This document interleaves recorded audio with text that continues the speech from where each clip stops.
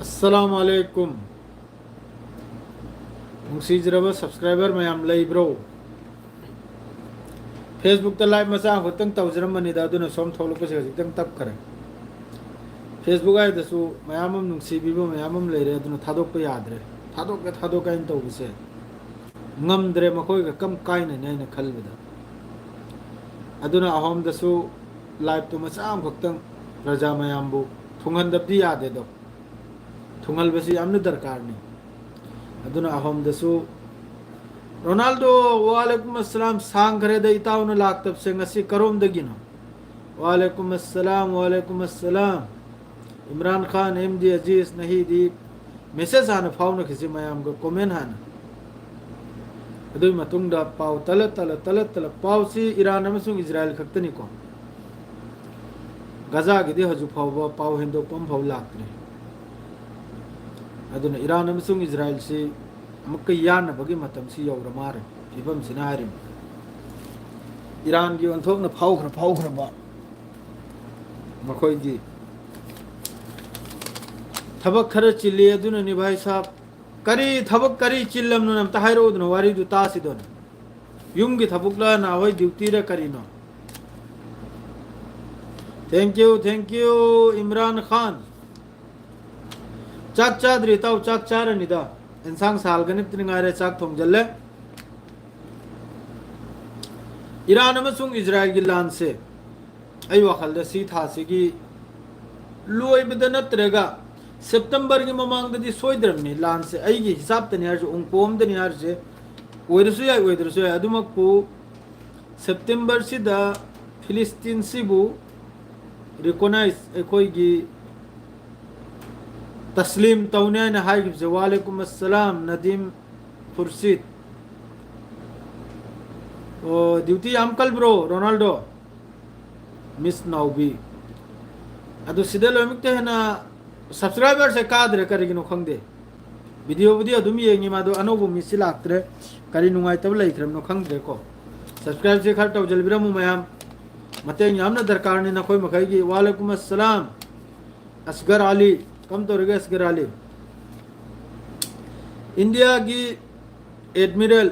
अली फदवी असी की तरफ तगिन स्टेटमेंट से यामना सांगी माय स्टेटमेंट से ममांग द 12 डेज वार सोक न खिबदा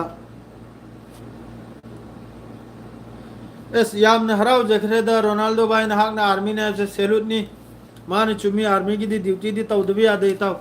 तौगनिम नी देश की दमकता याम ने हराव जय हंदक की मणिपुर लोंगी अमरोंगी पाव में आमम ताव से फंगले के थमोय से याम साथी ने या कोई चौथुक चिरिमनी ngरang ने नबु अखोय की मैते पांगल दा कनम है दो अखोय की वीर चक्र माद्रेदी अरांग नबु निरुपमा है ब्रो अखोय की इसनुपी मा मिस इंडिया दा मंगा सुबह मनुंग इस याम साथी ना हराव भाई दुबु पूरा आदुमक पुने सिदे लोइमतेन इंपोर्टेंट होइबो ngasi ईरान की सिना सेकेंड भक्तन असुक यामना मणिपुर मैते अमसुंग पांगल लैपाक मणिपुर असिदगी असुक ममिंग लैरबा थौदोक कया ना डिफेंस की लाइन द ओइगेरा थवाई कथोकपदो ओइगेरा ना होय अते दो ओइगेरा मयाम ममिंग चपसे थोइना अदुगसु खंगबी बसे खरदि वाली सरकार सिना खंगबी बदी याम साथेनो वाले को मणिपुर सिबु सिम खक्तंग दे नुवाइति सेंगना इबदा चिंगमी ग तौनबो ओइगेरा अमग तौनबो ओइगेरा खंगबी बदी खर वाली अदुगा थोकलप कांदनबु इंडिया मनुंग दे थोइम नाइना त ममिंग सलौबो इंडिया गे खंगी ब्राने अदुगा मांग कांदनबु तोंगाल हक्ते थंबीरंबा सी याम साथि नुवाइते सिम खक्तंग तौनिमनी इंशाल्लाह मतुंग थंबदसु माइ पाको मैम थोकलखिनी अफाव कोंगाइम थोकलखिनी मणिपुर दगी अखोयसु कसारदे ओरसु याखोयसु थमोयसे चाउथोकचरिमनी सेंगनाइबदा लोन तिनमनी हाइमनी साइ लोन दो कनाना दे अखोयगी मणिपुरी ने हारपदो अदुकुमनो थमोयसे याम साथिन पेंजरिमना अदुकुंबा अफाव मी थोकलप लाइरिक हाइबदो ओइगेरा डिफेंस तो ओइगेरा होय सक तो ओइगेरा जसादो ओइगेरा याम साथिन हरावरिम अदो हौजिक ईरान अमसुंग इजराइल की वारिसे लासे अली फदाबी हारिसे मासी ईरान की एडमिरल असी की तरफ तगी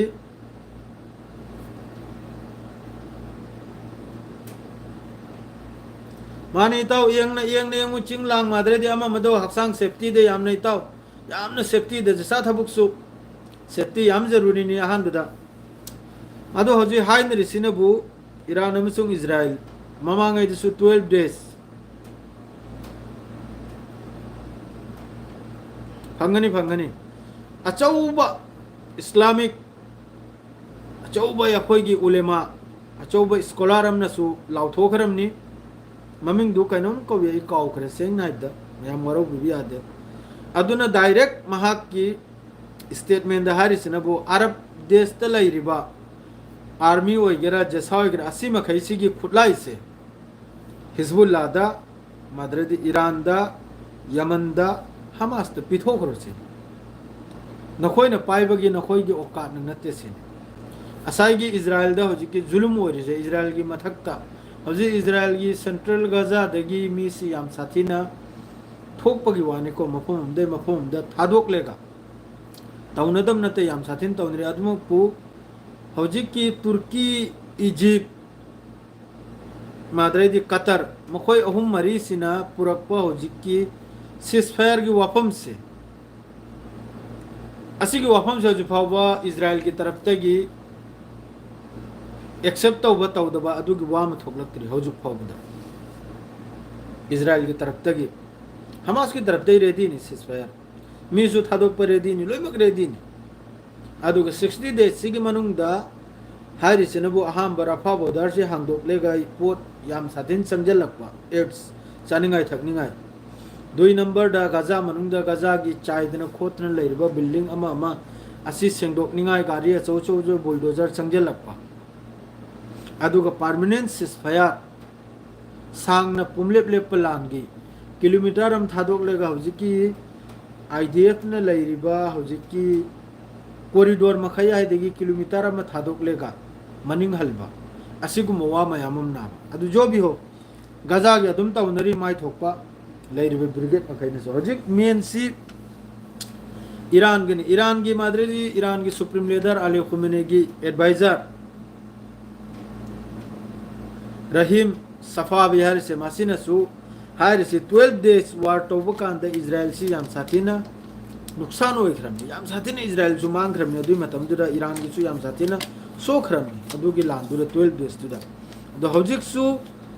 इजराइल की तरफ तगी रेत सीधा मकम होगी एक्सरसाइज अमा लानगी मासिगी लानसी ईरान को ओइगदौरिब्रा आई मेसेज पादरे ताउसिंग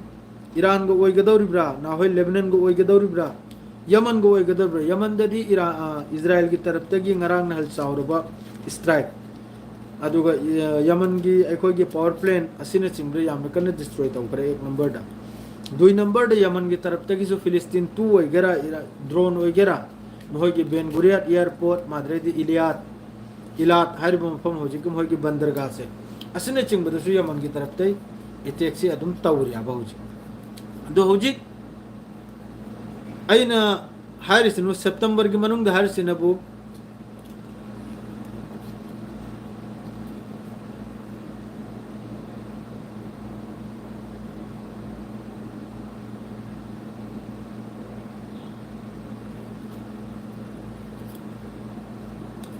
ईरान द जेट फाइटर कराक्ति लौरबगी ईरान ने एक्सेप्ट तौबगी अमा तौबगी पाउ करिम तलेते सेंगना द कराजु थेंगनदे अदुगा ईरान ना होजिकी ऑर्बिट सैटेलाइट कुल थागतपगी वाने होजिक एक्स ट्विटर दा होजिक होजि लाइमनी ईरान की तरफ तगी ईरान ऑब्जर्वर हाइबा कनुम सिदा ट्विटर हैंडल सिदा लाइमनी ईरान की तरफ ते पारग ताल लके मयमदा मान हर से करीब पोना दो में हम सो तुम खंजल बियो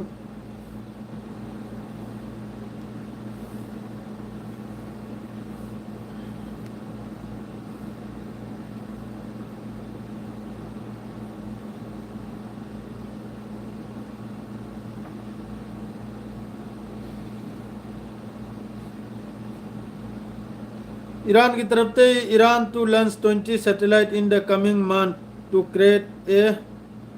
constellation for narrowband communication madu masigi hojiki satellite kul thado kane arche muslim country da orbit jona थागत अहम कंट्री ओरेसिनी ईरान से मुस्लिम कंट्री में ओरेगा माद्रेदी सोमदनबु ईरान की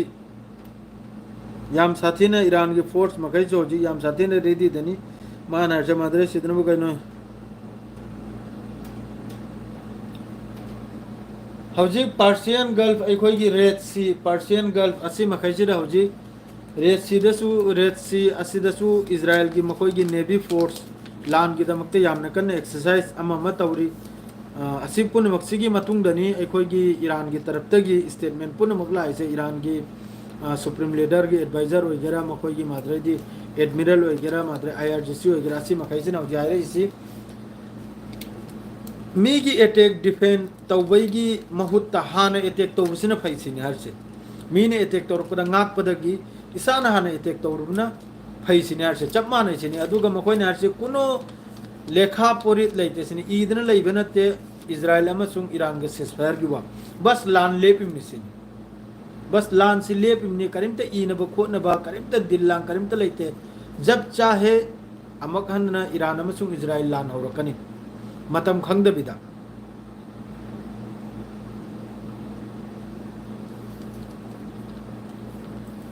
अब्बास खर कयाम कौरेगे करीपोनो खंगद्रे ताव हांगना हरिस नखोय नत्त पादो कमेंट तौगनो को याम नुंगाइते सेंगनाइदा पाब दो वाई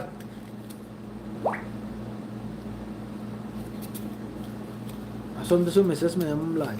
अदो हजि ngaइबे ताइ मयाम तरा ईरान की से करी मोंग द लाखनाइब दो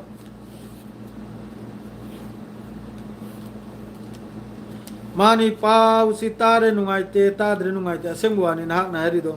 अदुगा रशिया अमसुंग यूक्रेन गिसु सीजफायर से यामना कन होदनरी हजिक डोनाल्ड ट्रम्प की माइकैदगी नहल डोनाल्ड ट्रम्प न डायरेक्ट हाई क्रमनी यूक्रेन की हजिक की जेलेंस्की दा रशिया का थूब दे सीजफायर तो अदुगा नाहक नेतो द चंगलकन है नाहक न चाउन वखल खलिदो अदु खल्लुनो अदु ओइबियारो हैना अदरेदि मखोय की लवजल खिबा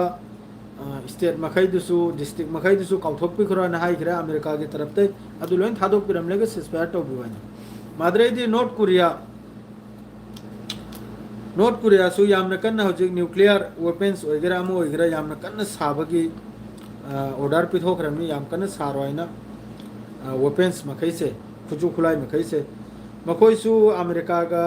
मादी 24 घंटा अदुम धमकी से तौदुना त लैरिम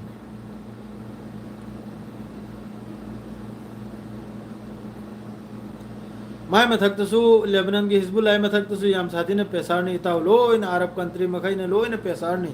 अरब कंट्री वगैरह माद्रेदी कनोम वगैरह इजराइल वगैरह अमेरिका वगैरह माय कई मरी दगी वालेकुम अस्सलाम मखोय मथक्तसु याम साथीने पेसारनी खुलाई थादो क्लो हाइना लेबनान की हिजबुल्लाह की मथक्ता याम साथीने माय कई मरी दगी सेंगना हाइबदा तल्लेदा सी वासे अदुम ता हाइब हाइनिंगद्रदा अखोय की लैरिबा कंट्री मखैसे इस्लामिक कंट्री मखैसे लोइना मीगी लाइन दे लेरमद्रे अदुम उजबदा अखोय मखैसे अमना मखाताना लेरमने मसा मसा की कारबार ते येंगना लेरमने अदु सोयदमकी ब्रेकिंग अपडेट सोयदमकी लाकनी ईरान अमसुंग Israel ngase hengchida soydamaki iran amasung israel haure iran na adu kapsel khare adu tau khrai na soydam ki lakani adumokpu Iran की तरफ ते अर्जुन हंदक की लान से अलोई बिलान हो गए दर से ईरान नहारी से हंदक की लान से अलोई बिलान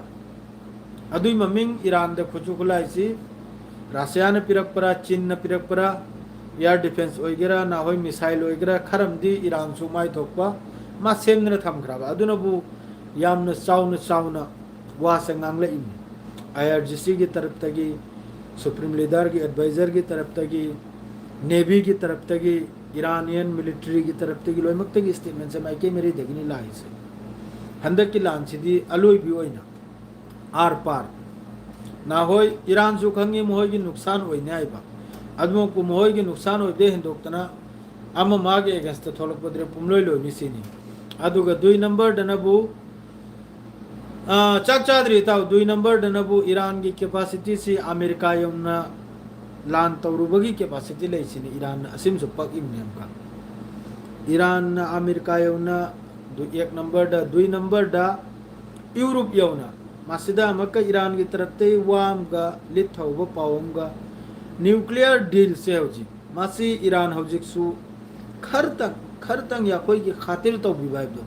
खरतंग थादोक पिबगी वाफम ममा ईरान की तरफ ते थोक लई करी मोंगदा ईरान की मथक यूरोप कंट्री मखई ने कोई की टैक्स लगाइरिबा अमा म लगाइरिसे असि लोइना हताई बतारगदी लोथोक बतारगदी ईरान हर से न्यूक्लियर डील सिगी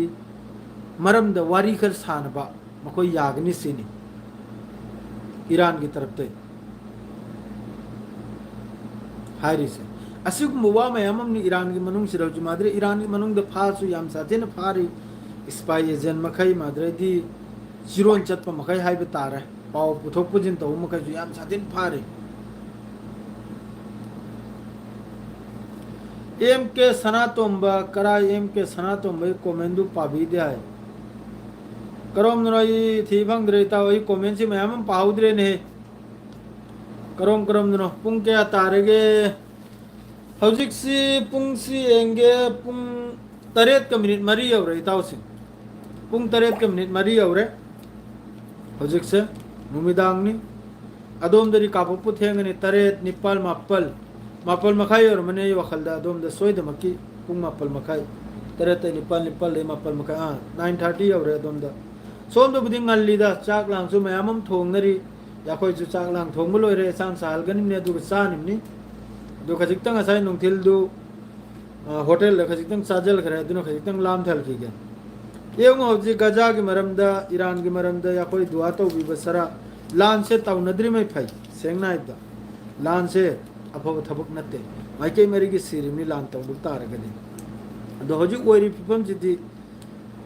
इजराइल ना हजिक तौर हयेंग सेप्टेम्बर दा फिलिस्तीन की मरम द वा खर थंगने हरसे फ्रांस वगैरह जर्मन वगैरह ऑस्ट्रेलिया वगैरह असी मखैसी की ओई खिदौर है ना हजिक लाना चौब म हौबगी तौर इना ईरान की अगेंस्ट वगैरह असाई की डाइवर्ट ओइना बने वा से वारी से लान दुद उलजी दन लैरदी असाई की फिलिस्तीन बु मकोइना तस्लीम तौबा मादरेदी रिकॉग्नाइज तौबा म तौसे मासिदगी वा से नाकलम दे थैदोकपगी अदुगुमने अद्रैदी फेसबुक ने तौरिसिनबु याम साथीना हौजिक ब्लॉगर न पैखरे फेसबुक सिदा पैखरे अदुना अदुम मयाम फॉलोअर दु याममनिना लिसिंग तरा हेलमनिना मयाम गिसु पाउदुरी योहलम दुबि यादायना अदुम मसा मसा वीडियो थांगलिम थांगबाव थांगनिंद्रम सेंगना हायरोदे गरगदी याम साथीना थार क्लास मफम ओइरमले याम साथीना अकाउंट पे ngangfam ओइरमले याम साथीन नुंगाइते अदो सी खक्तनी ब्रेकिंग अब्दुल्ला देने सोयद मकी बिरकनी मयाम नुंगाइने तुम नरो थेंगजु थेंगले पुंग तरा यौदौरे गुड नाइट लोइमक दुआ तौनसी दुआ दे याद तौनसी लोइमकसु मैते इसनाउसु पांगल इसनाउसु नुंसिने लैनो सी खक्ता हायरगे लोइजरगे सलाम अलैकुम गुड नाइट।